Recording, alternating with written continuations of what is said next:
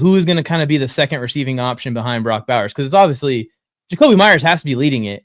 But this Bech kid, whatever his name is, he has a very good skill set. And then Tre Tucker, I think, is one of the more underrated receivers in the NFL. So I think that's an interesting one to see who's going to emerge as like the Raiders franchise wide receiver potentially going forward.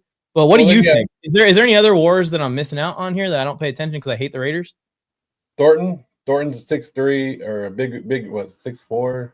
They got Tyquan Thornton? No, they got Dont'e Thornton from Tennessee. I remember him actually. He think he hit like 4.29. He just has some injuries, right? 4.36 or whatever, and he plays at Tennessee where there's not a lot of routes. It's kind of just run the post, skinny post. Like you run two things. It's like run far and run fast, which works well for Geno Smith. Go ahead, Joe. Yeah, and I made a video about this about a week ago about the Raiders wide receiver room where I said it's an interesting room and probably something the Raiders need to be worried about going into camp, but because there's a lot of ifs in there. Like Jakobi Meyers, we know what he is, but is he a number one wide receiver? I'm not sold on that 100%. He had 0 drops last year, 1,000 yards. He with 2 shitty quarterbacks, right? Yeah. So he did his job last year. Then we're relying basically on rookies after that. And another guy they have going is they're turning Tommy Millott, for a quarterback last year, into a wide receiver, and they're saying he's doing pretty good. So they brought the speed in, but it's just a lot of youth, a lot of young guys there, and a lot of great potential that can turn into a great wide receiver room. It's just, can they gel? Can they get it going? And what can they do over the next couple of weeks at camp to get them going?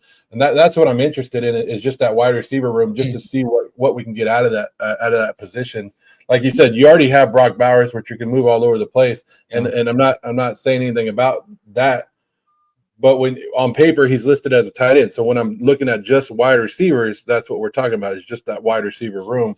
But we'll see. I mean, once the pads come on, and then you got to worry about injuries and all that stuff. But it's a young wide receiver room that has a lot of potential that could turn out to be something good with Geno Smith getting rid of the ball quick. So I'm very interested. I'm also one guy I'm also liking in the passing game that I think people are really overlooking is Michael Mayer.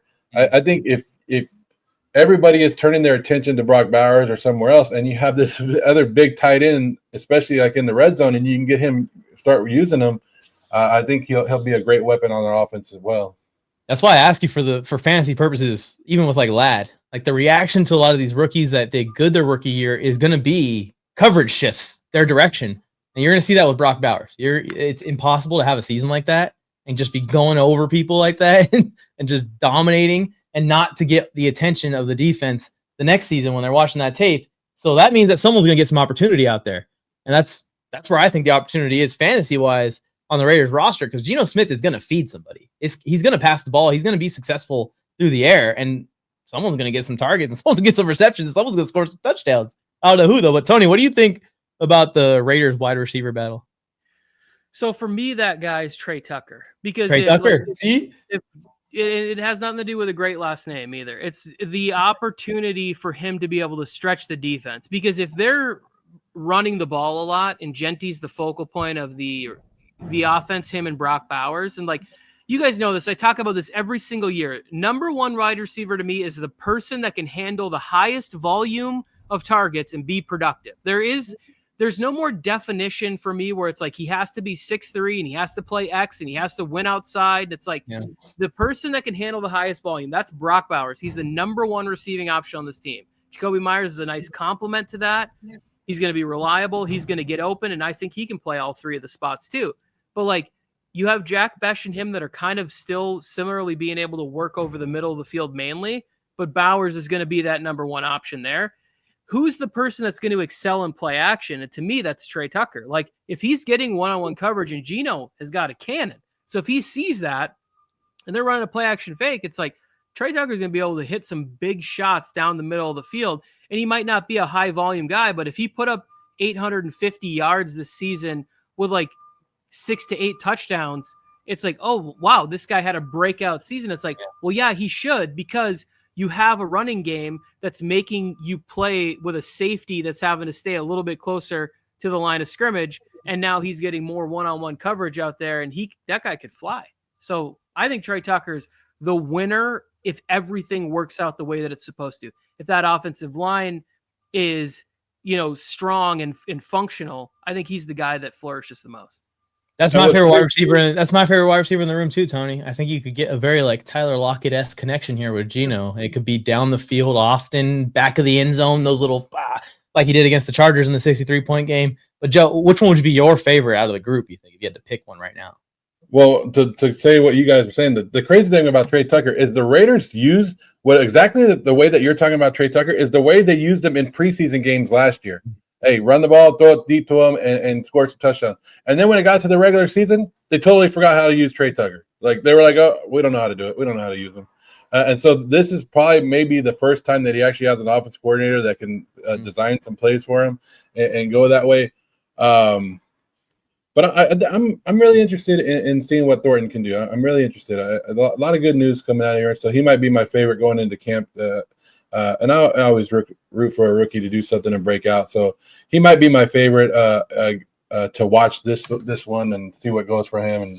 And but another offensive weapon. I know we're talking about wide receivers, but Mostert. I think Mostert is a great fit to that offense, and I think he's going to get a little bit more playing time than people think because everybody's all focused on Genty. But I think a two-back combination is going to be good with his speed. Mostert's just got to stay healthy. Like I told you there was I texted you guys in the group one night and Mike called me crazy. It's like he has the ability he has like Hall of Fame ability, but he's never been healthy.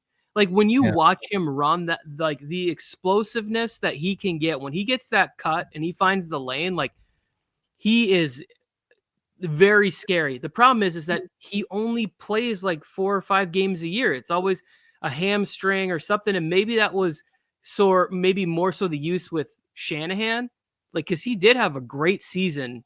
What was it, 2 years ago in Miami? Yeah, like he had like 16, 18 touchdowns or whatever. So he does have that ability. It's just how long can it be there? And then if he's not there, the depth behind him is concerning, I would say, or, at least questionable. You know what's crazy? They were doing an interview with Tyreek Hill recently, and they just asked him, they're like, has there been any teammate or anyone in the league that you would say is even close to your speed that could keep up with you? He didn't say Jalen Waddle. He didn't say McCole Hardman. Man said Raheem Mostert. That dude can keep up with me in his prime. I was like, that's insane because Mostert's got what, 20 pounds on Tyreek, 25 pounds more than that on Tyreek. 2 years ago, he hit like 24 miles an hour on the GPS. Whenever they do those numbers, it's like he had the fastest time. That's a good return man right there. That's a great return man. 3.6 miles an hour. It's like, holy shit, this guy. The new age return, Joe. Like once you hit that second level, like, oh, it's the kicker. Good luck. Yeah, it'd be interesting. I'm excited for it too because the Chargers were running their running backs out at kick return, working Amari and Hampton in. So maybe that might turn into something too. But yeah, I think the Raiders defense, we don't really need to talk about that much. That's an open battle almost across the board, except for, your star players. So we'll see how that shakes out as well. That's always going to be talked about because they drafted the running back instead of defense. Some of the Wilkins news is kind of scary because I will say when he was a free agent, I was like, man, I really want the Chargers to like be in on the bidding. And then I found out how much it was. I was like, okay, they can't afford this guy. But like, he was one of my favorite players in Miami. Whenever we would do those early on Warzone shows and we'd be talking about the interior defensive line guys, I'd be like, we got to bring this guy's name up. And then he has an unfortunate injury. And then every time I hear somebody talk about it, they're like, well, he might not be the same player anymore. Or he might not return. It's like, can somebody share some good news with me about like how this guy's like bouncing back? Like, again, I don't root for the Raiders, but it would just be really unfortunate for a player of his ability to have this kind of injury at this time in his career. When I think playing next to Max Crosby, like that defensive line has a chance to just be dominant. The Raiders defensive line could really be something special if that guy gets back to full health. Yeah. And that could be your new JC Jackson right there. You want Tom Telesco went JC Jackson with the Chargers, fired, hired by the Raiders. Christian Wilkins, fired. Both. But if you look at Wilkins' contract, it was really a 2-year deal anyways. Like after this season, the Raiders have to do something with it because I think his contract goes up to like almost $35 million a season or something like that. So they were going to have to address Christian Wilkins in this offseason.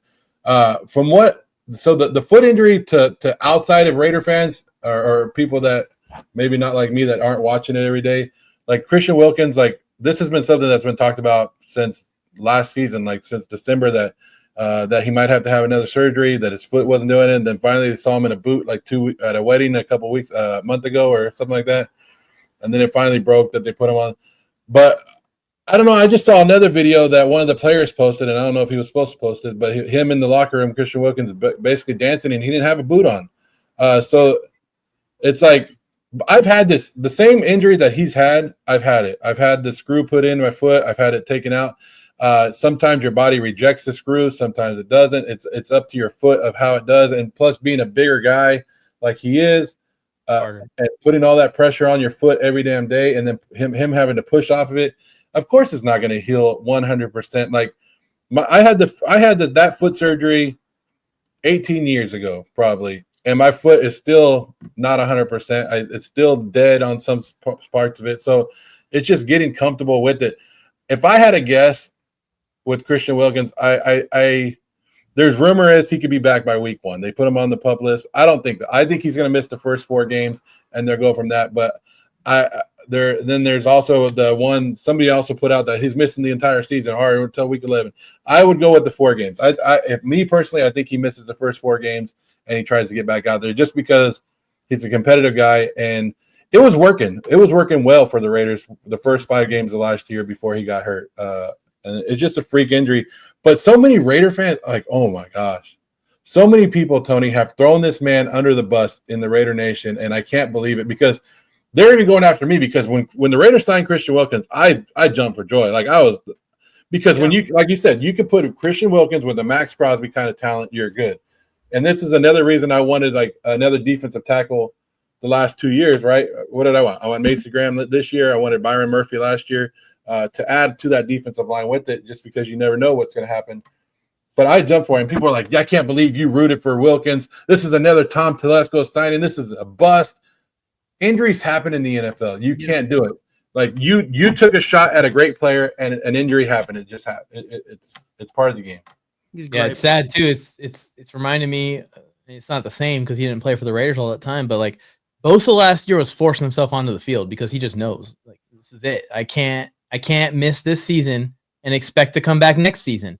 So we might end up in a situation where, like you're saying, Wilkins takes those 4 weeks off, and then it's like, all right, let's see what I can do, whether he can do it or not at that point, and try at least to make some kind of difference on the D line.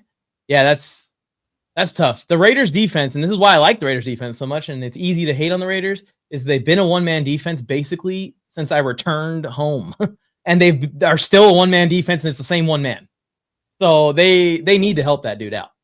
Yeah, I think Kuntz is one of the more underrated, pass rushers in the league, and it'll be interesting to see how Wilson does year 3. I think I haven't heard any injury stuff, so he should be able to have like a good full camp.